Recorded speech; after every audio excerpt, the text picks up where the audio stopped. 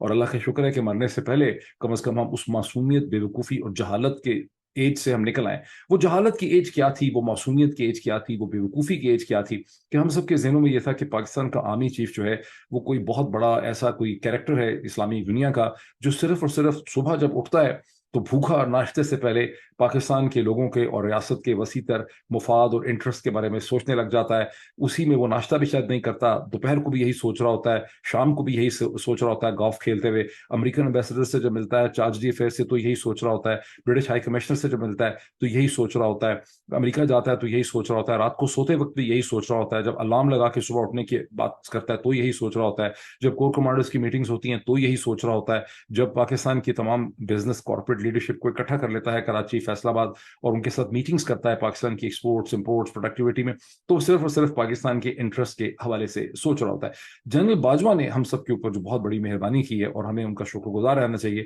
کہ انہوں نے ہماری آنکھیں کھول دی ہیں. اس کے نتیجے میں یہ پتہ چلا کہ پاکستان کا آرمی چیف صبح اٹھ کے بھی اپنے بارے میں سوچتا ہے، دوپہر کو بھی اپنے بارے میں سوچتا ہے، گولف کھیل کے بھی اپنے بارے میں سوچتا ہے، امریکن امبیسڈر کو ملتے ہوئے اپنے بارے میں سوچتا ہے، سیاستدانوں کو جو مل رہا ہوتا ہے تو اپنے بارے میں اور اپنے فیوچر کے بارے میں سوچتا ہے، اور جب وہ کاروباری شخصیات سے مل رہا ہوتا ہے تو بھی دیکھ رہا ہوتا ہے کہ اپنے بارے میں ہی سوچ رہا ہوتا ہے. تو جو صورتحال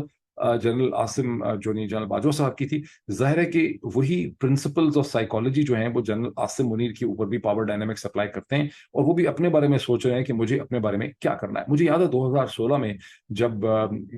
ہندوستان کے اندر میرا خیال ہے پتہ نہیں کون سی جگہ تھی جہاں پر ان کی چکوٹھی تھی، یہ کیا وہاں پر حملہ ہو گیا 2016 میں. اس وقت یونائٹڈ نیشن کا نواز شریف صاحب کی حکومت تھی، ان کے بیس کے اوپر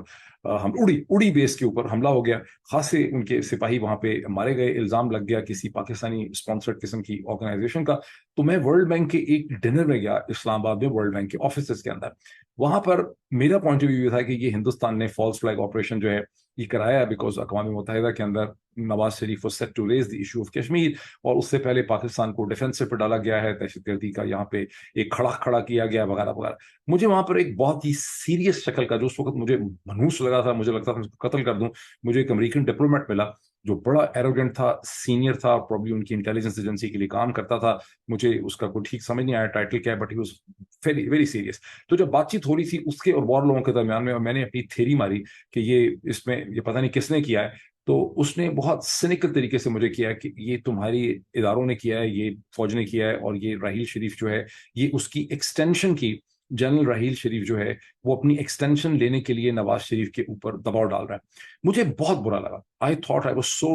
ڈیم انسلٹڈ بائی دیٹ، یعنی نیند نہیں آئی مجھے. اور اس کے بعد میں کئی دنوں تک اس کے اوپر خود کرتا رہا، اور کئی ہفتوں تک میں اس چیز کو چیک کرتا رہا. لیکن پاکستان میں کیونکہ آئی ایس پی آر کی مدد سے اور جو بھی سارا ایک یہاں نیریٹو شیپنگ ہوتی ہے، پوری قوم کو یقین دلایا گیا تھا کہ جنرل راحیل شریف صاحب اسلام کے بہت بڑے